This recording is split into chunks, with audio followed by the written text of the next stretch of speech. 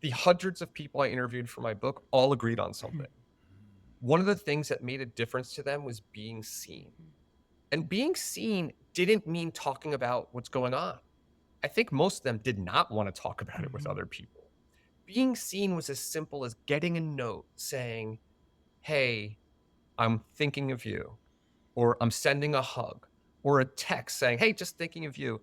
And what I heard was when you're going through this really traumatic and difficult time, that small gesture gives you the Mhm. strength to keep going. And so often we think, well, I don't know that person that well. I don't know what to say. It's Mhm. awkward. All we have to do is send them a note and say, "Hey, I'm thinking of you. I'm sending positivity." It makes a difference. Mhm. The voice you just heard was Brad Aronson, the author of Humankind. He's not only a sweet, kind, gentle human, like you just heard, but he's also a brilliant man who created and sold one of the first digital marketing agencies and has stayed involved in that space, but also spends most of his life's work helping people, mentoring, doing good work. And he's discovered a lot about kindness and the importance of small gestures. And when you're going through crisis, how important it is for people to take the time to reach out. And he tells us a little bit more about that in our discussion. His book, Humankind, is an elegant, wise book of love and action. Deepak Chopra is on the front cover, as well as Forbes said the most uplifting and life affirming book in years. I found that to be Mhm. absolutely true. I was motivated, inspired, I wept, and I also learned some stuff. I found that I was inspired walking away. The book gives you, nice little reminders at the end of each chapter on things you can do. So please listen, take the time, share it, and make sure that you do some good in the world today. We are so excited, Brad. Thank you so much for agreeing to do this. And man, have we gotten to know you from reading this magnificent offering to the world, which we're going to talk about. You say this, I mean, anyone that's just listening, we've got Brad's book in front of us because we both earmarked it. We've got sticky notes. It's called Humankind, Changing the World One Small Act at a Time. And so we have devoured this book, and it's been a treat. Thank you. Thank you. For people who haven't read the book, who are going to pick it up, they will get the wisdom from what you've written. But from this podcast, we hope that they'll get even more, some of the behind the scenes insights and stories from your life to make the world a better place. And why don't we start out about letting Brad introduce himself to our audience and a little bit about your journey? We'd love to hear that. Sure. I'm an author. I also teach. I teach 18 to 25-year-olds in Camden, New Jersey and Kensington area of Philadelphia. I teach entrepreneurship. It's a workforce development program. The average young person comes to us making $300 a year and leaves with a job paying 45,000.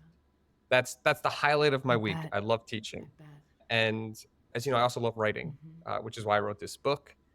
And there's so much negativity out Mhm. there, so much, it seems like, animosity, Mhm. that my mission in writing is to spotlight the positive.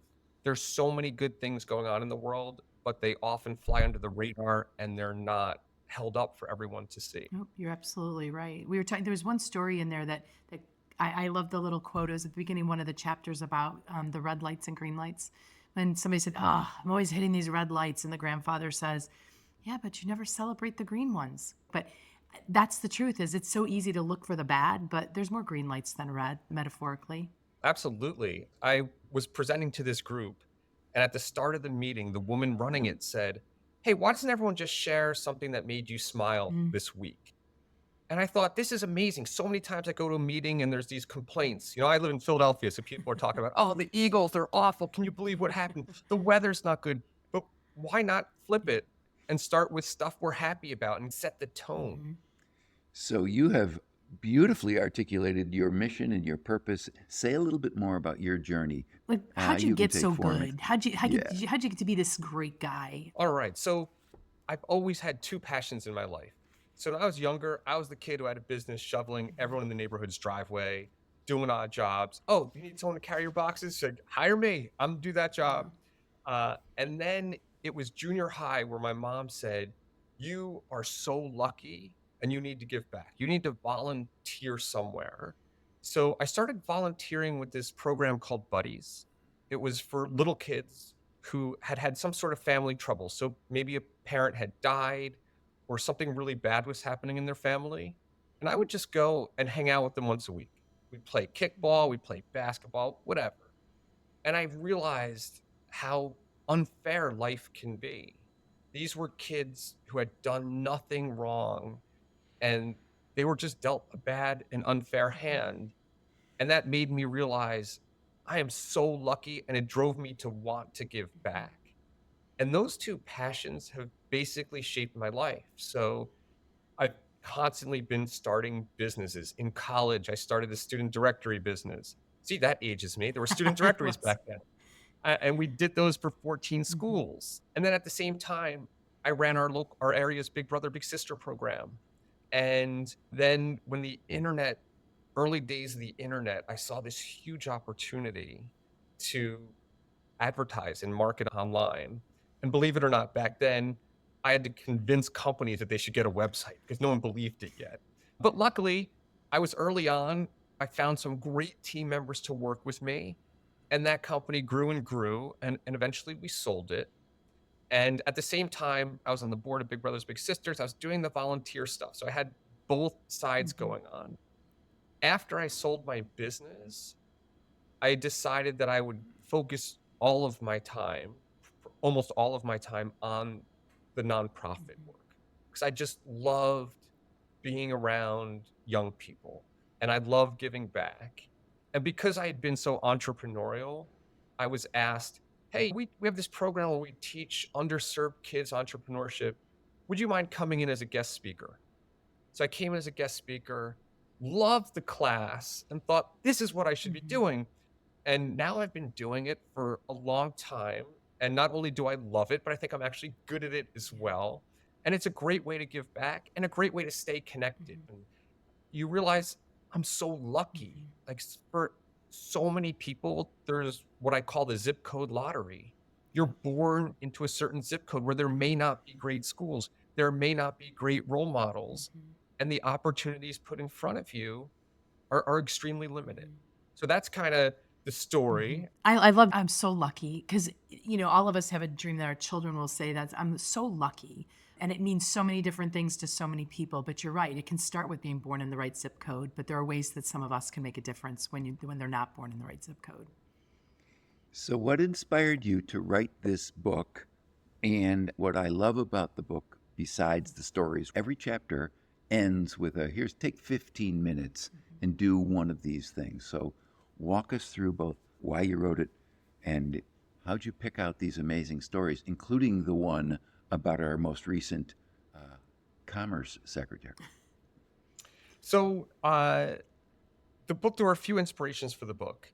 One was the high school graduation Mhm. of a mentee of mine. So, she went to Girard College. It is a high school, even though it's called Girard College. It's in Philadelphia, and at her graduation, on one side of me sat a 70-something-year-old man, and he told me that he moved to New York, but since graduating Girard, he comes back every single year for Yeah. graduation because the school changed his life. Mm. And there's this part in the ceremony where everyone sings the school song, and this guy stood up and he's belting it Mm. out so proudly. It was like, oh my God, I wanted to hug him. He reminded me of my Yeah. grandfather. And then on the other side of me was this mom, and she was crying. She said she thought her daughter would be dead or in jail. And here she was Mm. graduating. And the commencement speaker spoke about what an incredible day it Mm. was. How because of the zip codes that these students were from, statistically, many of them should have dropped out, and very, very few should be going on to college. Yet every single graduating senior had been accepted to college. And then he went on to say, unfortunately, they're accepting this, they're entering this world full of negativity. So you're not going to see anything about Gerard in the news tomorrow, most likely. Now, of course, I hear that. First thing I do in the morning is I get online, I look everywhere. There's nothing. Yeah. So then after that, I go and I buy our daily newspaper, the Philadelphia Inquirer. I look through every page, nothing. And I was thinking, I was an extra in an inspirational movie that was real. Mhm. And it lifted me up. And I thought if other people knew about these students, they'd feel inspired. They'd know about what they could achieve. Like you hear about these students' struggles and what they accomplished, and you can't help but think, I could change the world. Mhm. And then I decided if I wanted to see these stories out there, I should write about them. So I started writing. And we also had a family health scare. And during that time period, the healthcare provider said, you spent a lot of time in the hospital. You need a distraction. Mhm. So you should come up with a Ah, project. And my project was, well, I'm going to just write more of these stories and try to pull it all together. mhm, Now, the question of where I found the stories, I found them everywhere. The most interesting place was I just started asking everyone I met, was there something really tiny that changed your life? And there were so many people who had amazing stories that I would have never known about. And one example was I'm out pumpkin picking with my son and my wife and my friend from high school. So I've known this guy for decades. And he and his wife are there like, "Hey, I'm writing these stories about small acts of kindness that change people's lives. Do you have any that you could think of?" And my friend Alex, who I've known forever, says, "I don't know any." And his wife's like, "Well, you know that Alex every day helps out this older doctor, Wally." And I was like, "I have no idea. Alex, how come you never told me?" He said, "Well, I just did it for myself and for him." And it's this beautiful story. It's running with right. Wally. It's in the book. Mhm, I never would have known because people are modest about it. And when I asked, you find these stories with these ripple effects. And then once you start publishing, all these other people will email you with their mhm. great stories. And because I'm so engaged with youth nonprofits, I am around incredible stories all the time. And then because this is what I love, when I'm reading a book, so for example, I have a story about Jim Abbott in the book and how he's a famous baseball player and how his life was changed by a teacher who gave him a lesson in shoe tying. Yeah. Well, I found that story because I was reading Jim Abbott's memoir, which is an unbelievable Ah, read. okay. There's about 3 lines in the book about his teacher and the lesson at shoe time, and I left and I said, "That's the story I wanna know about. I wanna know about his teacher and how it changed his life." His teacher had passed away, but I tracked down his teacher's wife, and then I talked to some students, and so by looking for it, Yeah. I saw it. A lot of times, you see what you look for, and that's in your Right. book. Be the salt, not the sun, right? You could say, Be the sun, not the salt. Let me "Be the correct sun, you. not the s." I'm Close sorry, enough. my We know bad. what you meant. I do have it right here, We I know what you know. meant. but my apologies. It's okay. But in your book, when you say you can say, "Oh, they never called me back because they don't like me," or you could say, "Oh, you know what? They must be really busy." Mhm, Giving people the benefit of the doubt. We see what we look for. absolutely.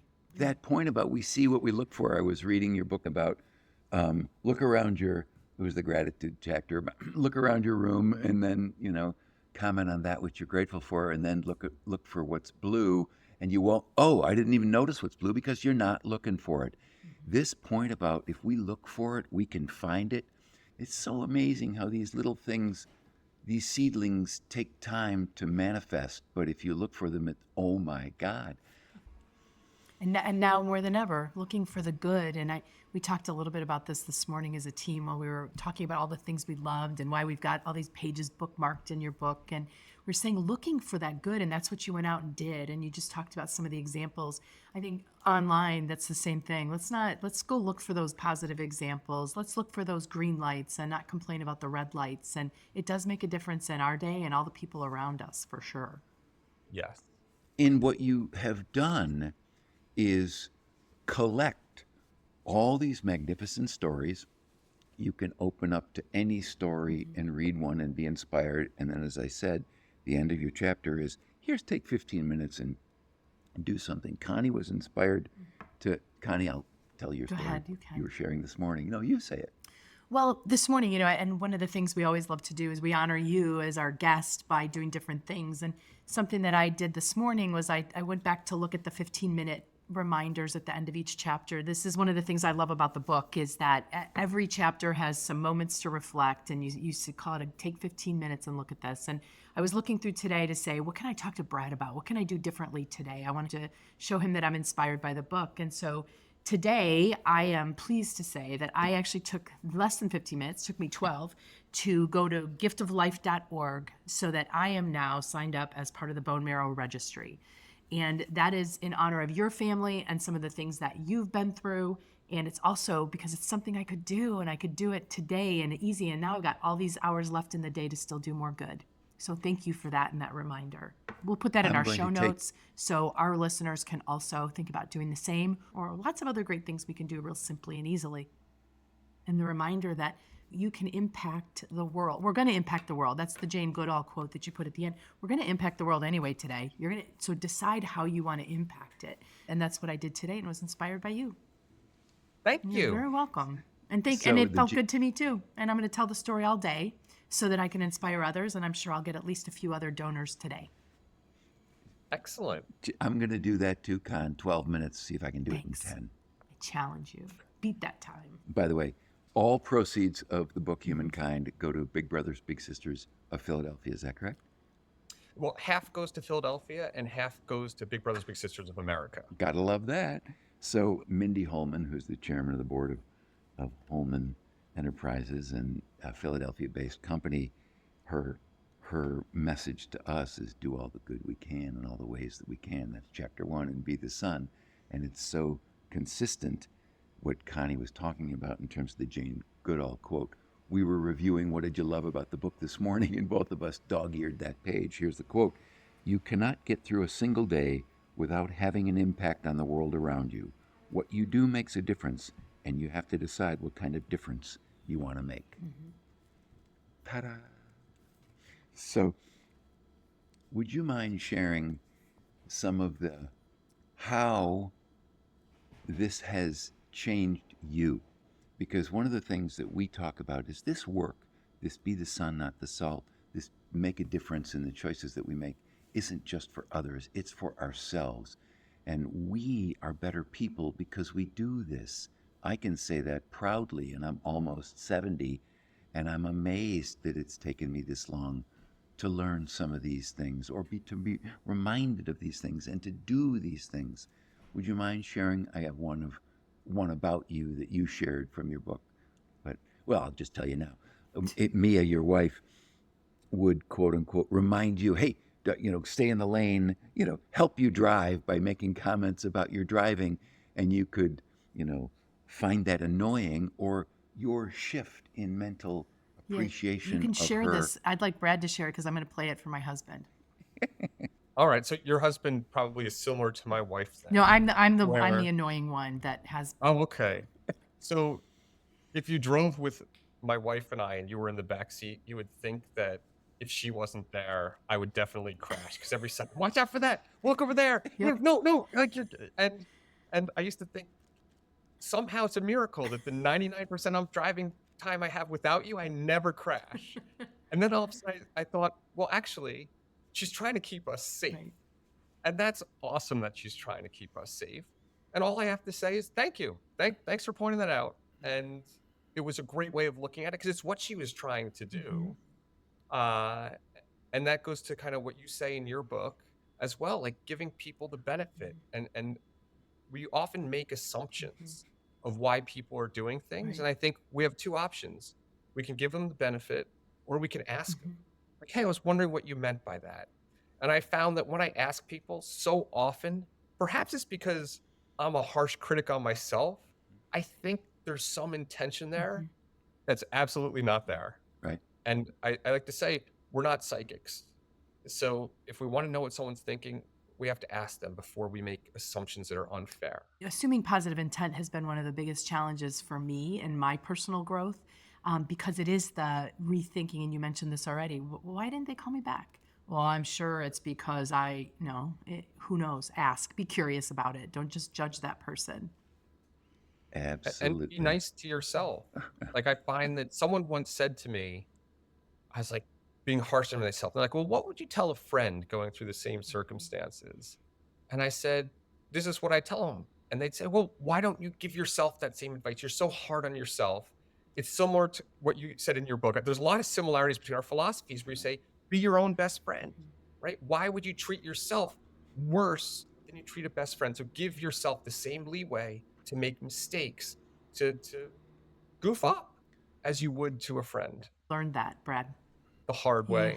Don't we all? It was, I think it really clicked when I was talking to that friend who said, why are you treating yourself worse than you treat a friend? Like, what would you tell a friend? And it was just, I don't know what it was. That conversation resonated with me and I've never forgotten it. You know, I find this so fascinating because a lot of these insights that both of us write about, that both of us have been inspired by and remind ourselves and each other, why do we have to be reminded of that which we should already know? Well, that's because we're human. Mhm. Or, you don't step in the same river twice because the river changes and you're changed. So we can hear something anew for the first time, which is why I love both your book and our book. I reread these chapters every single day because they're short to remind me, oh, right. Literally, what we're talking about, be your own best friend. Or today's chapter is release your pet peeves. I was sharing with Connie this morning that I was not prepared for our morning Zoom, and these are the things that would irritate me. Why isn't that person prepared? They know when the meeting starts. And I cut myself some slack. I released my pet peeve. But the reminder is what I love about your book and our book. And we can't be reminded enough. I'm okay with continually reminding. Helpful, nudgy reminders. And the small reminders are just as important. And that's Brad's book. I mean, you celebrate the impact of small choices that we make. And there was something that resonated with me, which I think I knew, but it was a good reminder because I have a tendency to do this. People that are in need or in crisis, a small Yes. change is big to them. Something that I do that maybe it's not enough money, it's not enough of a gesture. Guess what? It probably is. And to not just assume, but ask if you need to. Those quick little nuggets, again, people know that, but it was a really good reminder for me in the book. Let me pile on and say, less is more than you think is one of your chapter titles. And it's those tiny, tiny, tiny things. Tiny is even better. The waving at someone. I do that all the time. And boy, you know what it evokes? It evokes a wave back. And you write about that. The tiniest little, you've got this other one, which is how to not find the silver lining. When someone's going through a difficult time, it's Can you talk about so that one, Brad? common. Yes. sure. And so where this comes from is because I wrote all these stories about people whose lives were changed by a seemingly trivial act of kindness that had a ripple effect, changing thousands of lives. I interviewed hundreds of people who had their lives changed and they were going through a rough period of time. And that taught me a lot. And one of the things I found is when people are going through a difficult time, they might have a conversation and share what's going on. And as humans, we want to make them feel better because we are good people. That's our natural reaction. And we might say, don't worry, everything's going to be okay. Or you're really strong, you're going to get through this. And what I heard from people was, I don't know that everything's going to be okay. And it doesn't make me feel good to hear everything's going to be okay because I don't think it's real. And when someone tells me you're really strong, I'm thinking, I'm about to crack. And now I can't tell you because you just told me I'm strong. And they said, all you need to do is say, thank you for sharing. Like someone shares that, thank you for sharing. Or I love you. I'm here for you. Is there anything I can do? And I took this into my teaching. So quite often my students will share things that are extremely difficult in their lives. And I'd always be thinking, all right, how can I make them feel better? How can I make them feel better? And now I just say, thank you for sharing. And since saying that, every time I get pretty much the same response. Like my student will smile and say, thank you for listening. And often we'll give each other a hug, which brings me to another point that it's a gift just to listen. So often people can't be heard without someone else saying, "Oh yeah, that reminds me of this story," or "This happened to me," and just listening. And when they pause, count to 3 in your head. So if they want to keep talking, they can keep talking. Like that's a gift we can give someone going through a rough time, listening and then saying, "Thank you for sharing. I appreciate it. I love you. I'm here for you." About being present, don't just because you don't know what to say, don't be afraid to just be present anyway, versus shying away from it. And I think there's a lot of great tips in there. The ones you just mentioned, but you also talked about one of the things I liked was don't just say what can I do for you. It's kind of I would like to do this for you if that works, or if that makes sense, or if you'd like that. Very specific. And by the way, make it sound like it's going to be easy. I don't want to feel like I'm putting you out. A lot of us, I have a tough time asking for help.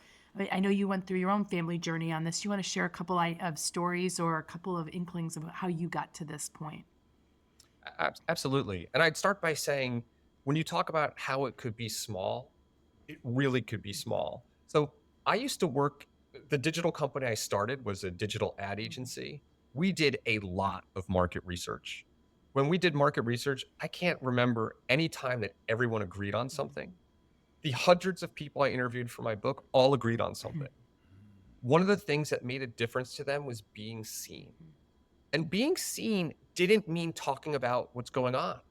I think most of them did not want to talk about it with other people.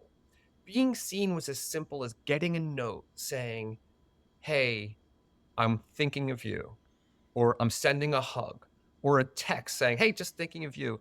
And what I heard was, when you're going through this really traumatic and difficult time, that small gesture gives you the strength to keep going. And so often we think, well, I don't know that person that well. I don't know what to say. I don't want to, I don't, it's Mm-hmm. awkward. All we have to do is send them a note and say, "Hey, I'm thinking of you. I'm sending positivity." It makes a difference. Mm-hmm. And when I think of the small things, so like when we needed help, I'm like a lot of people. I am not good at accepting help. I've always been someone who volunteered, Mm-hmm. and people would say, "Hey, what can I do for you?" I would say, "I'll get back to you," and I never did.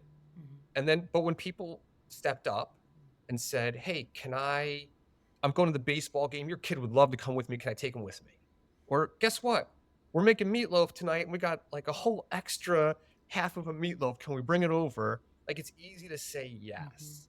And instead of saying, "Hey, can I pick up some groceries for you?" It could be as simple as saying, "Hey, I'm going to Whole Foods. Can I pick something up for you while I'm there Right. already?" Or even better, "I'm going to Whole Foods. What can I get you while I'm Mm-hmm. there?" Right? Just making it so easy. Showing up and shoveling someone's driveway. I'm not going to ask them. I'm just going to show up, shovel it. They're going to come outside and be like, "Thank Yeah. heavens, that's taken care of." Yes. The point you're making about making it easy is really important. Small and easy. This does not have to be, for any of our listeners, anything as dramatic as signing up for the bone marrow transplant thing, or committing to a volunteer gig, or something that would require more effort than just, underlined, Mm-hmm. a text, a wave. Mm-hmm. Uh, There's I no want lack of you to know opportunities, there's right? no They're lack of everywhere opportunities around you, and that came from the book today. as well. So I just, for our listeners to go, yeah, I could do that right now today. And it's not just we have to find people going through a rough time. Right. Like, if every day we wake up, when we talked about you see what you look for, if every day we wake up and say, "I'm going to make someone's day better today," we'll do it. And I think of this student of mine. So Karima, she showed me this letter. She carries around a letter with her every day. And I said, "Well, tell me about this letter." She said, "A teacher gave it to me a few years ago, and I just felt appreciated, and I want to be reminded. So I bring it with me every day." And then I started asking people, "Do you have a letter that you hang on to?" Everyone I asked has a letter, a note, I have something one. they're hanging on to. I have one. Yeah. So what if every day after breakfast, we spent 5 minutes and sent a note to one person telling them why we appreciated them, Mm-hmm. right? We're going to make their day. And man, they might even hold on to that forever. And as you said at the beginning, Connie, we feel so good. When we relive why we appreciate someone, it makes us Mm-hmm. feel good because we're reliving it. So everyone benefits. And it's, as you said, it's those little things that are opportunities for us. And this is no matter where you are, no matter who you are, no matter what stage of life you are, no matter what job you're in, every single one of us can do these little things, and the payoff Right. is huge.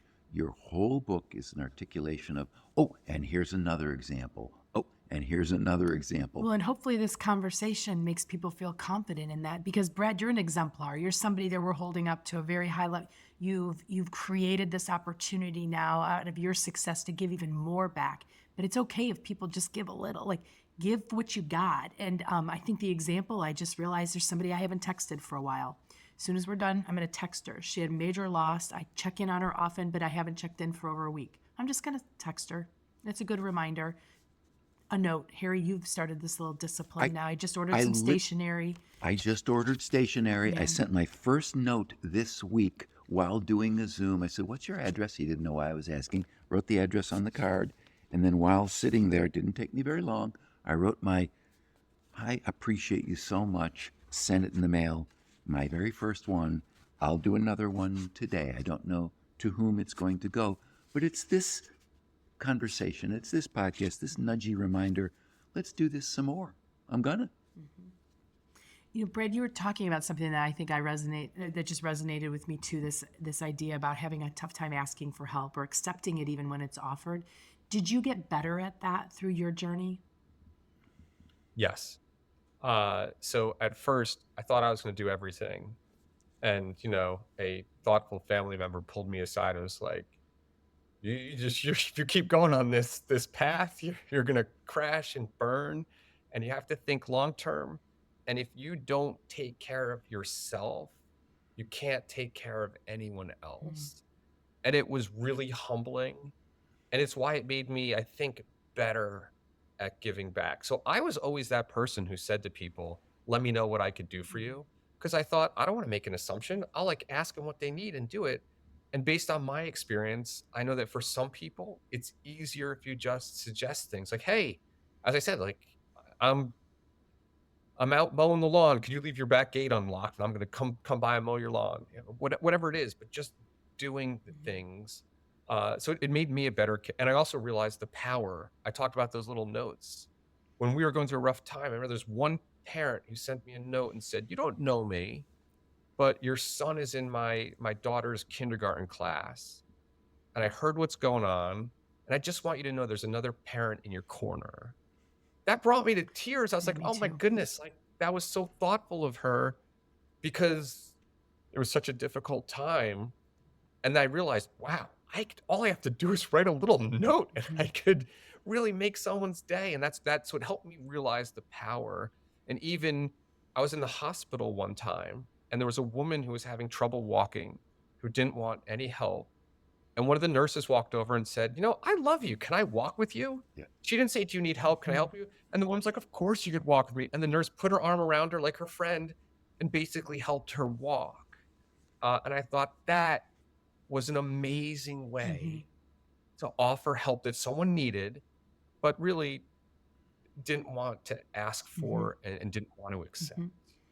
Yeah, And I it's use. such a subtle change. Mhm. The subtle word shift, the subtle tiny Yeah. change Do you need that me? can make, Yeah. yeah. Not as Let easy me as, can walk I do with this for you. you? I love that.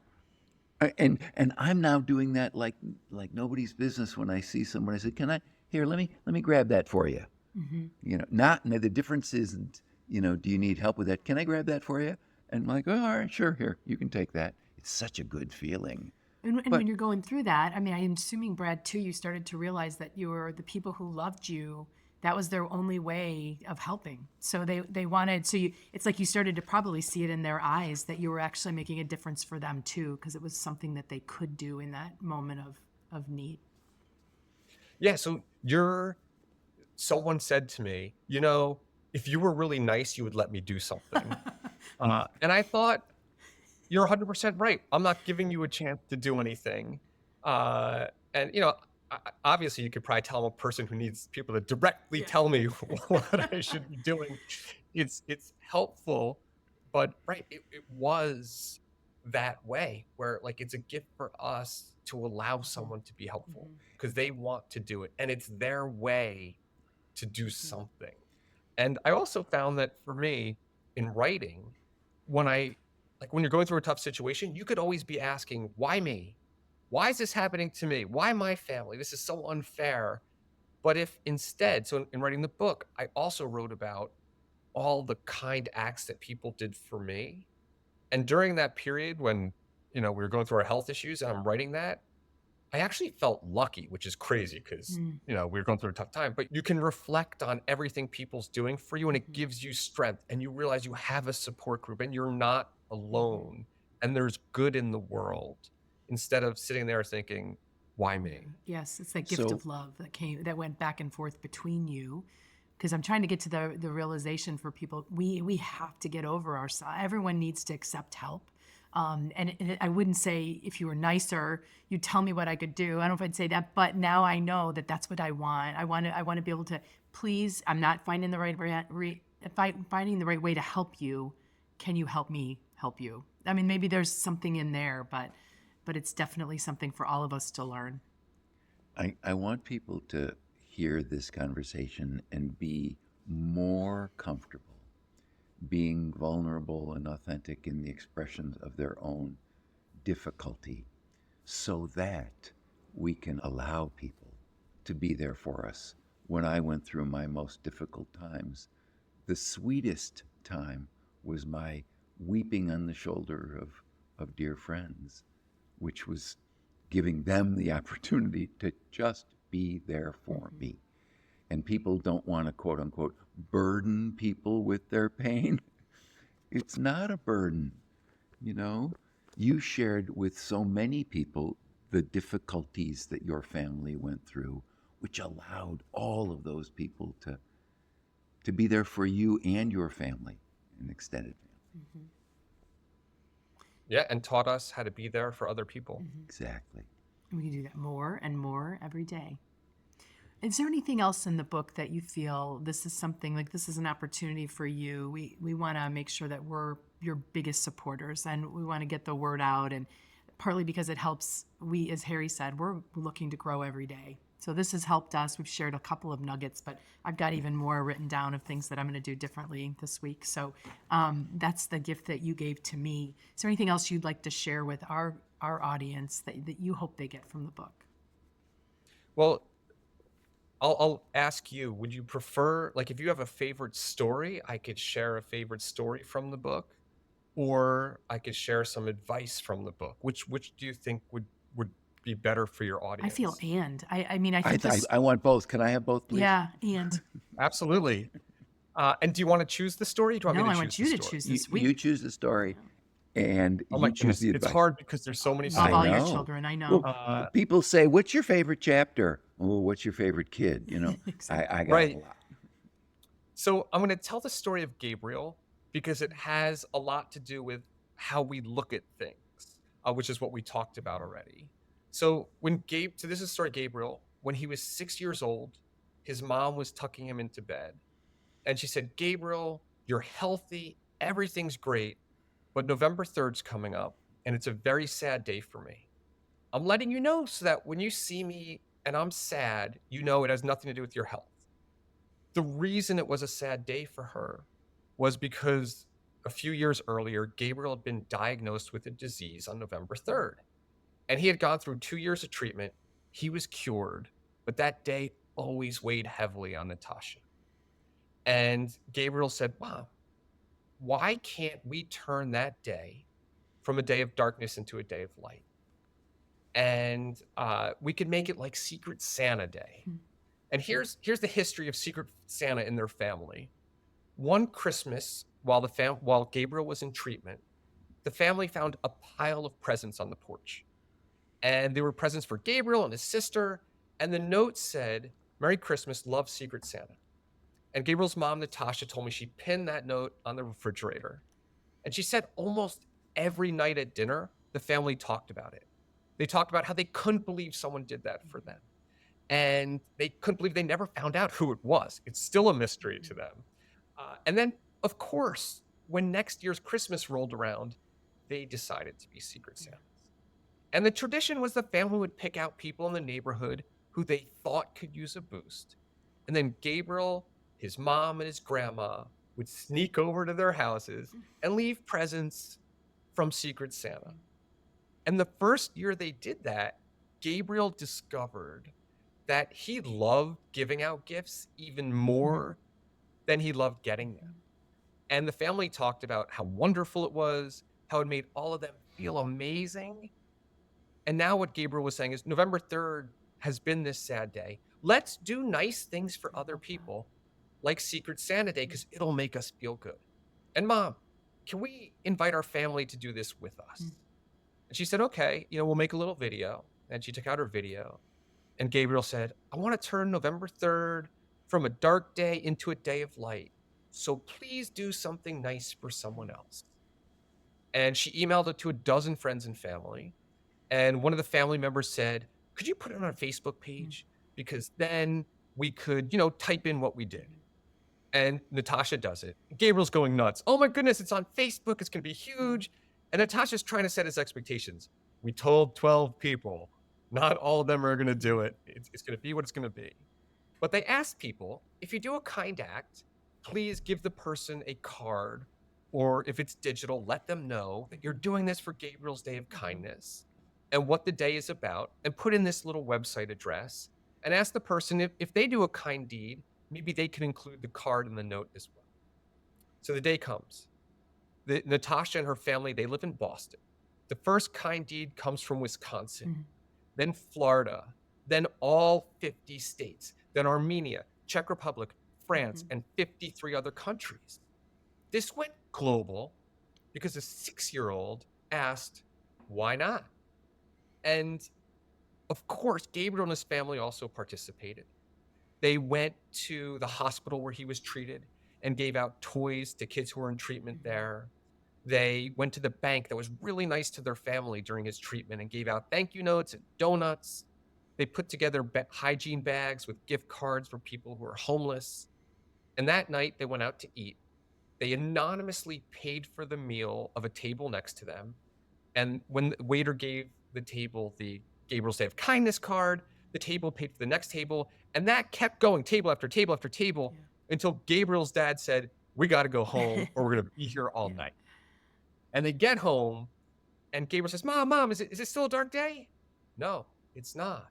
This was a great day. Mhm. That's awesome, Mom. Can we do it again tomorrow? No, we can't do it tomorrow. Can we do it next year? Yes, we can do it next year. And that's how Gabriel's Day of Kindness became an annual Mhm, global kindness day with thousands of kind deeds done around the world.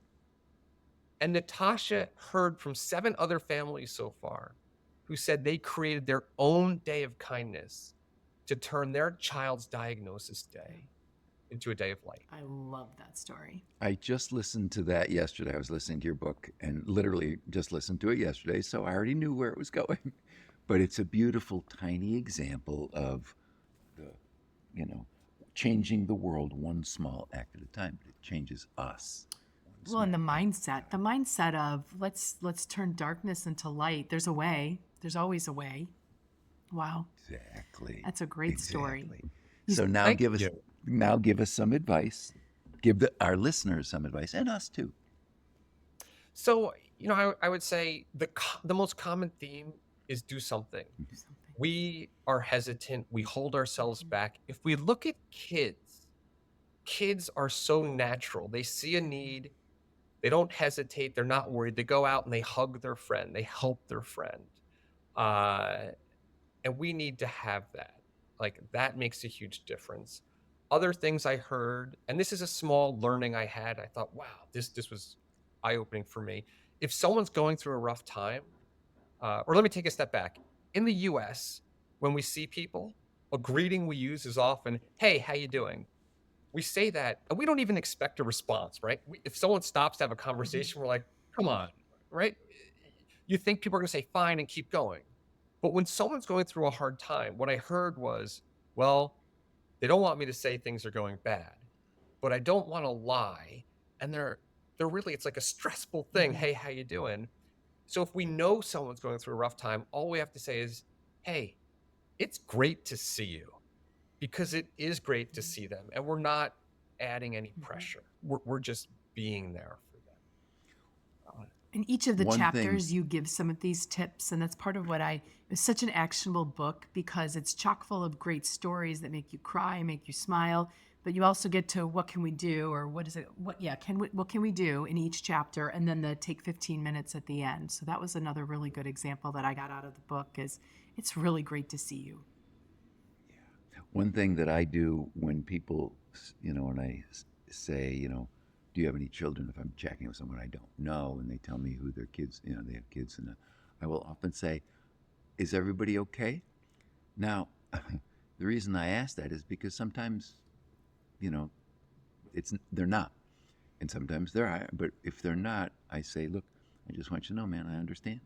Yeah. I understand, and it's really lovely And you to already have be that able. understanding with they know you already know the situation and that you because I think you're often you're brought in as kind of like a trusted expert and friend. You know, they know you're going to have some wisdom that comes from your your background and everything you've done with your life scholastically. So I think you're more Maybe often to have that. A lot of times I don't they don't I can't relate to the problem, the idea, and so they do really just want to hear from me. It's great to see you. And then they'll take it but from there. I always want to just let people know that I know that Mm-hmm. sometimes our kids go through difficult times, from hospitalization to just a difficult time, Mm-hmm. and knowing that it's not always okay. Sometimes people go through difficult times. Just I'm there for you. What you talk about, just so you know, I'm there for you, Mm-hmm. is a helpful, lovely, easy thing that any of our audience can remember to do. Hey, man, just so you know, I'm there for you. Mm-hmm. Now, this is an odd question, so I feel a little goofy even asking it. Did All right. the Goofy. so um, did did Be the Sun, Not the Salt do anything for you? Yes, I loved it. It's so what I loved about it is it's short but has so many ideas in it, and like every page is a new idea about how I could be a better person. And similar to what you said, we need reminders. There's so much negativity around us that having those reminders are incredible. And it's interesting because Richard, our mutual friend, was telling me how he's starting to implement, like, take one point from the book and talk about it Mm-hmm. every day with his team at Mm-hmm. work, and how just having those conversations, he sees the team doing more to be a great team, to be a caring team. And I think we should be talking about this, and we should be consciously thinking about how can we do it? Like, what better use of our time than thinking about how we could be a better friend, a better contributor, a better person? And someone that's such an exemplar like you, Brad, bless you. Thank you. Excuse me. No, no problem. Excuse me. Bless Sorry you. about that. Bless Live you. and sneezing. It's fine. Double bless Bless you. you. You're such an exemplar. I mean, the point you made is we're even as good as you are, we still have room to do a little bit better every day. Do you make it a practice? Do you find a way that you put that into practice every day? Yes. How do you do? And I need to because I'm human.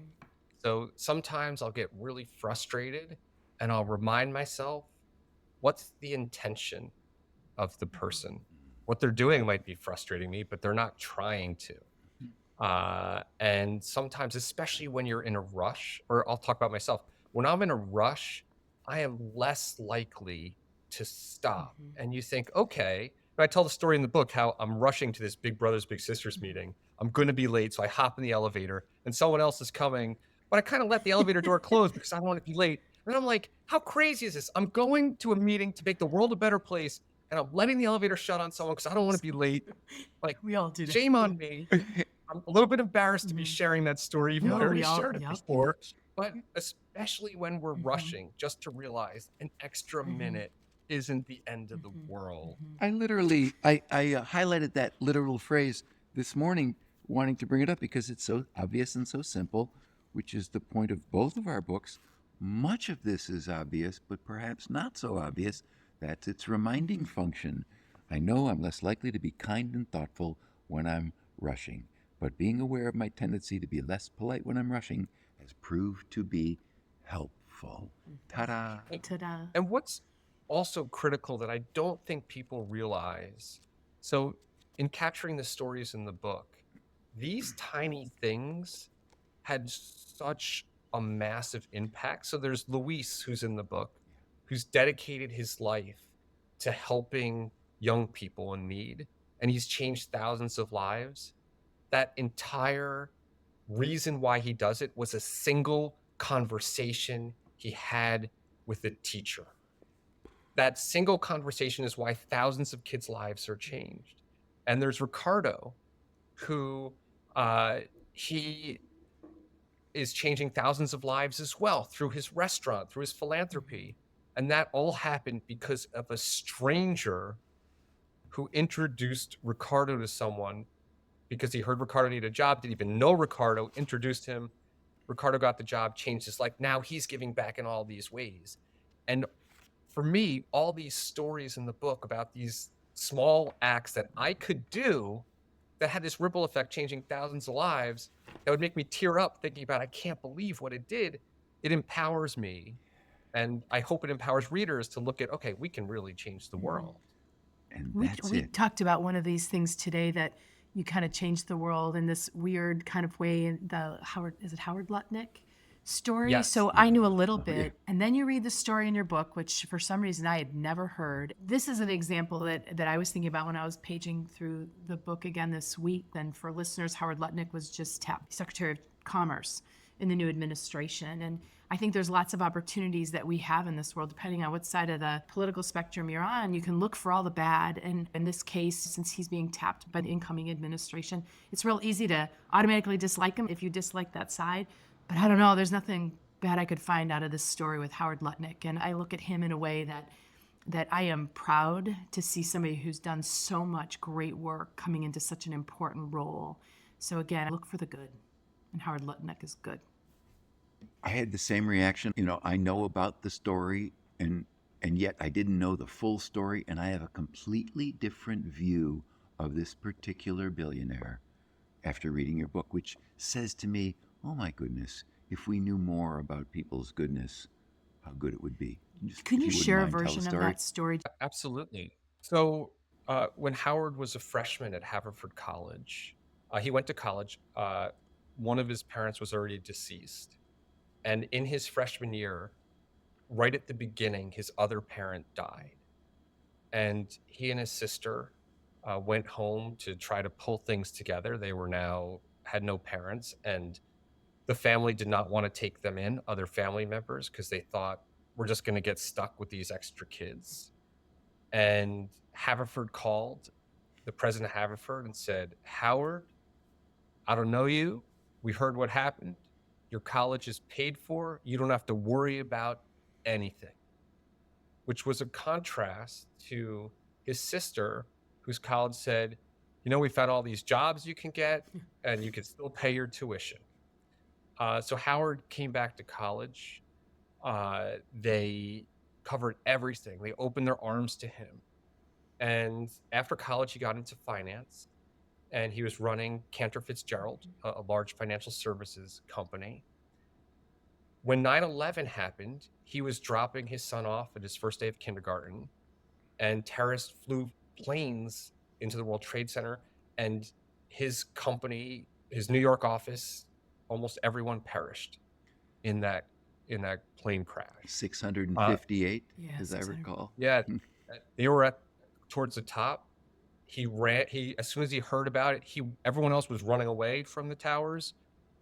He went there and was asking, "Where's my people? Did any of them make it?" And their whole office was destroyed. They had no way to communicate. So he got on TV and said, "If you're a part of our company, you're out there, we're having this conference call. Here's the number to call in." And when people called in, he said, "What do we do? We lost all of our employees almost in New York. They still had some employees elsewhere. Do we carry forward? And if we carry forward, the only reason I'm doing it is to help the families. We're going to carry forward to pay them money to cover their health care." And everyone said, "That's what we're going to do." So they had this backup office in Jersey City. And the thing was, all the passwords were lost, and the backups of everything was buried under the other Wow. tower. So it was lost. So Microsoft sent over a plane load of programmers to break into their own Mm. systems and get the passwords. Cisco sent trailers of equipment so that as they were rebuilding the tech, people could be like, "We need this thing." And someone from Cisco could run in the trailer and bring out the equipment. And they rebuilt. And Howard's sister ran the foundation that provided healthcare, finance, benefits to all those employees. And their And it wasn't The families. easy. families that were And lost, right, right? the families Mhm. that for the families of the deceased Mhm. employees. And it wasn't easy because while they were down, their competitors Mhm. thought they could steal all the business. and they were building these competing sources. So what they did is they managed bond trading Mhm. through their technology, and their competitors like, we have this new system, and Howard was like, all right, we're so low staffed, we'll tell clients we can only do one trade at a time. And he said he had this super huge company call and say, we're using you, you're going to do all our trades. And he said, I can't do all your trades, we just don't have the infrastructure. And the woman on the phone said, we decided as a board, we love what you're doing, we want to support the families of your employees. And they gave him that business, and other people gave him this business. And Cantor Fitzgerald rose from the ashes Mhm. and supported the families of everyone. And that was their mission. And when I asked Howard, what inspired you to do this? He said, Haverford College taught me when I was 17 years old what you do when catastrophe happens. And when this happened, it devastated me. And I said, I'm not going to miss a chance to do what I learned is the right thing Mhm. to do. And I read that story and I still cry when I hear it, but Harry and Ashley know I'm a crier. So, but that the meaning behind that and part of what I was so fascinated in reading it in real time is what's happening in the world. So his name is out there and it's being associated with if you like depending on what side of the fence you're on with politics, you might dislike him because of who he's associated with. And I'd say look for the good because how can I ever not support a man who lives his legacy trying to support the families of people who were lost that day? Good on him. Good I on them. just, So there's so thank you for bringing that up, yeah. Con, and thank you for sharing that. I want to make sure that we get this in, which is your final chapter, which is catch a wave or start one. And you have this unknown quote. There was an older couple who had a very loving relationship and were admired by everyone around them. At one point, an observer said, I hope in 30 years my marriage has as much passion as yours. And the man replied, Don't hope, decide. Love that. That's the point, which is let's decide. Let's just go forth and make our days, our relationships, our worlds as good as they can by, to your point, Connie, and your point, Brad, look for the good and water those seedlings. Do more of that. When you see goodness, do it some more. When you do goodness, do it some more. When you hear about goodness, tell it some more. How can we go wrong? Brad, do you have someone in your life over the period of time that you would just love to do a shout out for being someone who's just really heliotropic, somebody who brings light into the world and into those around him? Maybe I could give a shout out to a few Love people. that. It's hard to do Of just one, but I'll course. keep it That's short. all right. I'm going to give it a shout out to my wife Mhm. because she didn't sign up to try to mentor as many young people as she could. That's my passion. But she has opened our house when people have needed a place to live. She has opened our kitchen.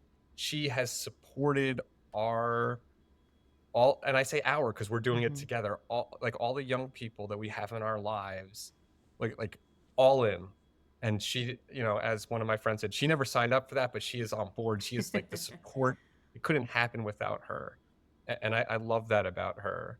I'll also give a shout out to my dad because he is the nicest guy I know. I remember as a kid being in the grocery store and someone stopping me and saying, are you Joe Aronson's son? And I was like, "Oh, yes?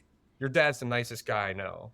And people would drop off presents at our house because he was an accountant, and he'd do taxes for some folks and not charge them any money 'cause, they might not be in a position to pay. So we had all this stuff in the basement. I'm like, "Dad, what do you do with this?" He's like, "Well, they gave it to me." And so I wanted to accept it, because I did their taxes. And it wasn't until years later that I realized he's doing their taxes for free, and this is their way of saying thanks. And then the last person I want to give a shout out to is our mutual friend Richard, because he is so positive, and the way he looks at life and how he lives his life is a model for me. Like, I learned so much from him and think I want to be more like him. I hope my son is like him. So those are, I can go on and on, but Thank you for letting me do I 3 love people. that. Well, you know, I'm going to give a shout out to you and Mia because you're doing. There's so many great stories in there about what great parents you are, and they're at the very end of the book. I love this conversation between Mia and Jack. When Mia says, "What's the plan today?" and Jack says, "To be awesome." I think there's no better way. If my kids are saying to be awesome every day, that's a great way to know that you're doing the right thing. So thank you for Thank being you. such great parents and sending Jack out into the world. Thank you, I Absolutely. appreciate that. And I so appreciate you and the work you do. And I can't wait to thank Richard for bringing us together and remind us that some seeds take longer to sprout. He gave me this book, I think, 2 years ago. And here we are now. That's right. And just to remind everybody, that's Humankind, changing the world one small act at a time. I bought mine on Amazon. Like I said, it'll bring you tears and laughter and everything else, and more importantly, inspire you to do some good today. Thank you so much for having me on your podcast. I really appreciate it. And thank you for all the good you do in the world and the good you've put out in your book. Thanks, Brett. It's You're such a so pleasure to meet welcome, you. brother. Thank you. So welcome.